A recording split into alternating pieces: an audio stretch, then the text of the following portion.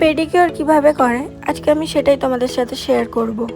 হোলিতে পুরো আমার পায়ের অবস্থা খারাপ হয়ে গিয়েছিল, তাই আমি যখন পার্লারে স্পা করাতে গিয়েছিলাম তখন আমার পায়ে পেডিকিওর করিয়ে নিয়েছিলাম। পেডিকিওর করানোর সময় পায়ে 2-3 রকমের ক্রিম ইউজ করা হয়।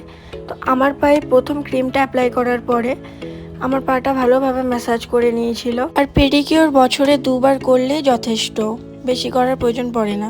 আমি আমার হেয়ার স্পাটা ফার্স্টেই করে নিয়েছিলাম, আর হেয়ার স্পা করার পর আমি বসেছিলাম। আরেকদিকে আমার পায়ে 2 নাম্বার ক্রিমটা অ্যাপ্লাই করা হয়ে গিয়েছিল। তারপর দিদিরা আমার নখের ময়লাগুলো পরিষ্কার করে নখটাকে ভালোভাবে সেভ করে দিয়েছিল। যেহেতু আমার পায়ে বেশি ময়লা ছিল না, তাই 2টো ক্রিম অ্যাপ্লাই করে আমার পা গরম জলে ওয়াশ করানো হয়েছিল।